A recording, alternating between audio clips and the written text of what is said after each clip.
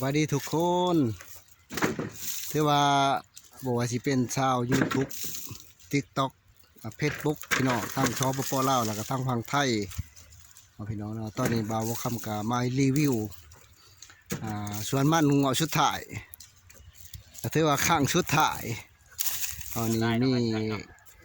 ร้านเคยมาสวยนะถือว่ามันนี่หัวหน่อยพี่น้องมันก็ใหญ่แล้วหัวมันทำนี้ยังวันหน่อยอันนี้เป็นคนที่แต่มันใหญ่จำได้มารีวิวหัวมันนี่พี่น้องก็ใหญ่จำได้หัวมันแล้วก็ขอฝากถึงพี่น้องเขาผู้ใดว่างๆงานเวียกงานเด้อพี่น้องเด้อมาช่วยแน่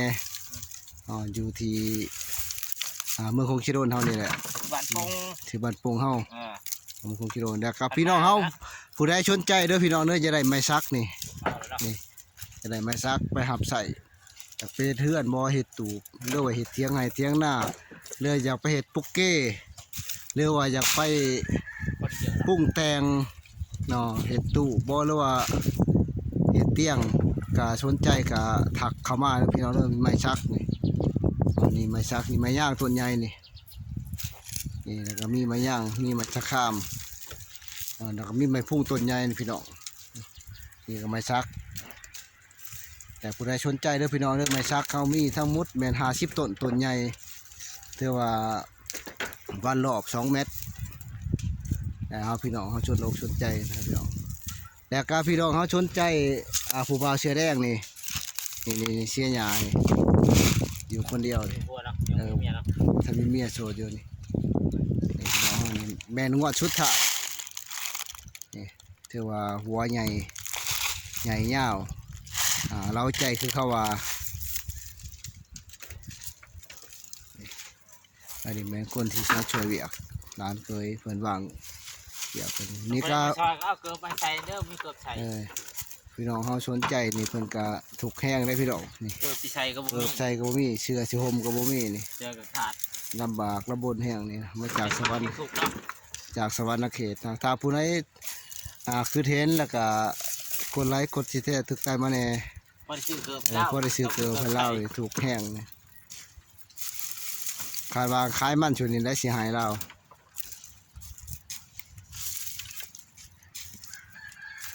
ถือว่าขายมันชุดนี้ได้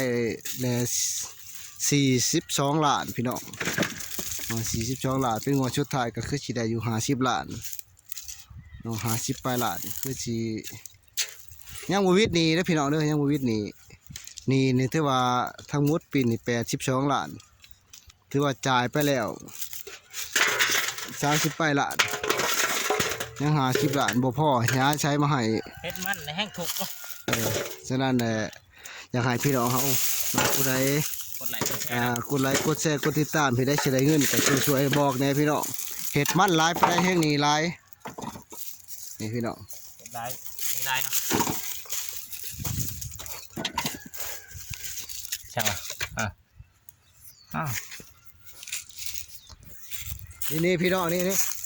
หัวมันพี่น้องทั้งใหญ่ทั้งยาวนี่ถือว่าได้เลยชวนตอนนี้ได้42 ล้านพี่น้องคาดว่ารอบสุดท้ายเนี่ยคือสิได้อยู่ประมาณ10 ปลายล้านคาดว่าคือสิได้อยู่ประมาณ15 ล้านพี่น้องแต่อย่าลืมเด้อพี่น้องเด้อผู้ใดชวนใจพี่น้องไม้ซักเขามีไม้ซักขายถึกพี่น้องมีไม้ซักต้นละ10,000 กีบพี่ไม้ซักคุณก็มีร้ายเขาไปต้องการประมูลขายเพราะว่าเขาก็ช่วงนี้ก็ห่อนเงินแน่พี่น้องแล้วก็ดินเขาก็จิมีขายพี่น้องดินนี่เขาก็ห่อนเงินพี่น้องห่อนเงินแห้งบ่มีเงินฉะนั้นสิขายดินตอนนี้สิขายอยู่ประมาณ350 ล้านสิขายเลยดินหน้าข้างบ้านส่วนนี้ขายเงินแห้งพี่น้องแล้วก็มีดินอีกหน้าทางทั่วนึงก็สิขายอีก300 ล้านพี่น้องอยากตัดร้านมันบ่อยากมาเฮ็ดโครงการเฮ็ดหยังได้หมดเขามีดินชวนเขาก็จะขายมีดินหน้าขายพร้อมพี่น้องผู้ใดสนใจแล้วพี่น้องเด้อแล้วก็มาช่วยเนี่ยเพราะว่าตอนนี้ห่อนเงินแห้งทุกแห้งเนาะทุกแห้งพี่น้องเฮ็ดมันก็ยังถูกเนี่ยแห้งถูกลายพี่น้องถูกลายโอ้ยเมื่อยเด้โอ้ยนี่ออกกระซาบนี่โอ้ยนี่เมื่อยนี่ในร้านมาช่วยโอ้ยเมื่อยแห้งโอเคเนาะพี่น้องเนาะโอเคเนาะพี่น้องเนาะ ทั้งพี่น้องทั้งฝั่งไทยและฝั่งลาว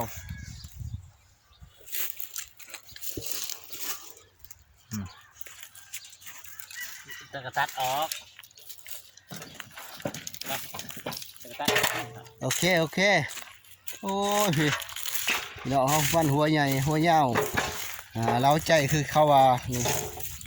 นี่คือเลขนี่ได้สิซื้อใหม่เลยคือเลขนี่สิซื้ออันนั้นราคา30 ล้านนี่มีไอ้หนุ่มเสือแดงแทงใจนี่เป็นเห็ดมาสวยงามพี่น้องเห็ดงามละเอียดชัดเจนนี่เสียได้ดังใจดีพี่น้องพี่นี่เนี่ยกับท่านได้มียังถูกพี่น้องได้ชนใจเด้อพี่น้องเด้อนี่ได้ชนใจอะไรไปเป็นคู่ครองนี่ติดต่อมาได้เชิญมันบาบคำนี่ก็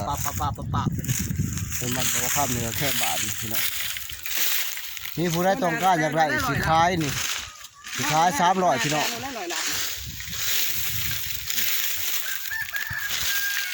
ตอนดูข้ามกับแตงแล้วลอยละแตงลุง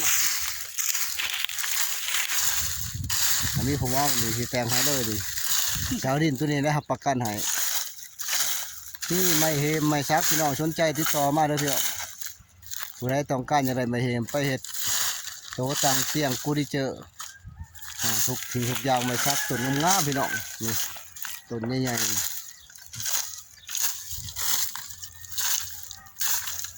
พี่น้องอันนี้แมนต้นแรกแต่เป็นสีคำๆพี่น้องฉะนั้นแล้วขอบใจผู้ติดตาม YouTube ตกบาบัวคำFacebook แล้วก็ขอบใจเพื่อนที่รู้จักแล้วก็เพื่อนที่ฮักทุกท่านแสดงขอบใจช่วงนี้บาบัวคำก็มารีวิวมันหัวใหญ่ยาวเล้าใจพี่น้อง